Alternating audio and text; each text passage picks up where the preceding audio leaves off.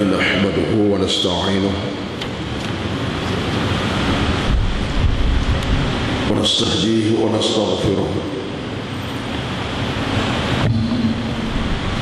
ونعوذ بالله من شرور أنفسنا ومن سيئات أعمالنا. من يهده الله فلا مضل له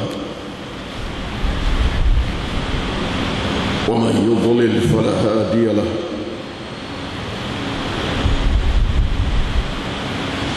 أشهد أن لا إله إلا الله وحده لا شريك له وأشهد أن محمدا عبده ورسوله. اللهم صل على سيدنا محمد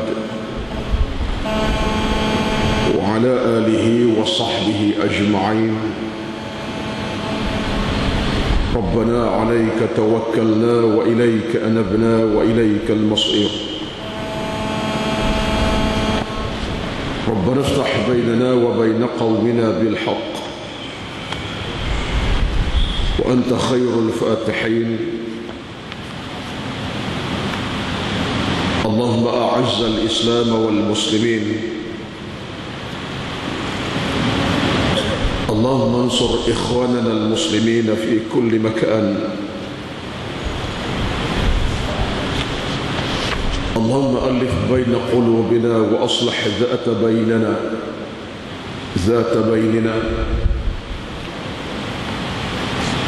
اللهم رب يسر أمورنا جميعا ولا تعسر علينا.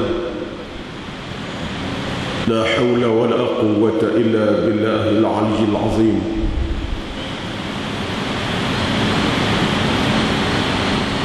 رب اشرح لي صدري ويسر لي أمري واحلل عقدة من لساني يفقه قولي يا رب العالمين. أما بعد،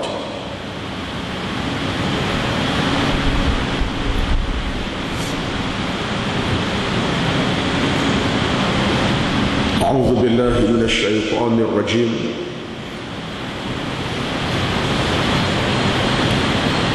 ومن يعتصم بالله فقد هدي إلى صراط مستقيم. Surah Al-Imran yang bermaksud, dan barang siapa yang berpegang dengan Allah, sesungguhnya akan dipandu ke jalan yang lurus. Sadaqallahul Azim.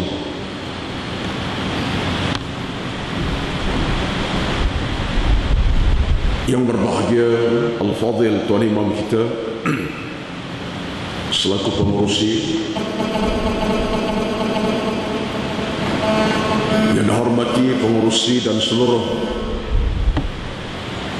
jawatan kuasa pengurusan Masjid Jami' Bandar Baru Udan,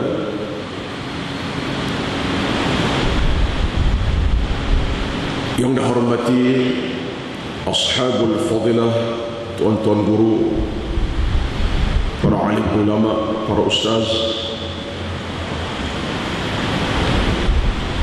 yang dihormati dan dikasihi hadirin hadirat, muslimin dan muslimat, tetamu-tetamu Allah di waktu fajar, di waktu subuh yang berkat. Alhamdulillah.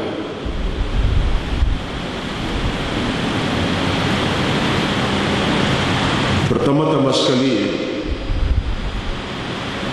marilah kita ucapkan daripada hati kecil, daripada dalam diri kita masing-masing, dengan ucapan tahmid, alhamdulillah, segala puji bagi Allah. Dan kita ucapkan ucapan syukur kepada Allah Subhanahu wa ta'ala, dan kita istighfarkan di atas lisan lidah kita masing-masing supaya berbekas dalam hati perasaan kita terhadap kesilapan, kesalahan, dosa kita, dan kita mohon keampunan kepada Allah Subhanahu wa taala dengan ucapan astaghfirullahal azim alladzi la ilaha illa huwal hayyul qayyum wa atubu ilaih. Kita merintih, kita berdoa, kita bermunajat dalam keadaan kita membesarkan Allah yang layak untuk kita besarkannya. Kita merintih, kita berdoa, kita bermunajat untuk kita menyucikan Allah dari sebarang kelemahan dan kekurangan yang layak bagi Allah untuk diucap subhanallah. Kita merintih, kita berdoa, kita bermohon kepada Allah Subhanahu wa taala dengan kita mengagungkan Allah, membesarkan Allah dan layak bagi Allah untuk dibesarkan. Allahu Akbar. Dan kita merintih, kita berdoa, kita bermohon untuk merasakan kekerdilan kita, kedhaifan dan kelemahan kita yang layak untuk kita merasa lemah sebagai hamba Allah yang melakukan 1001 kesilapan dan kesalahan.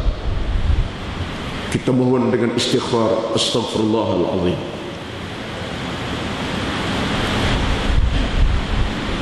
Tuan-tuan dan puan-puan dirahmati Allah sekalian,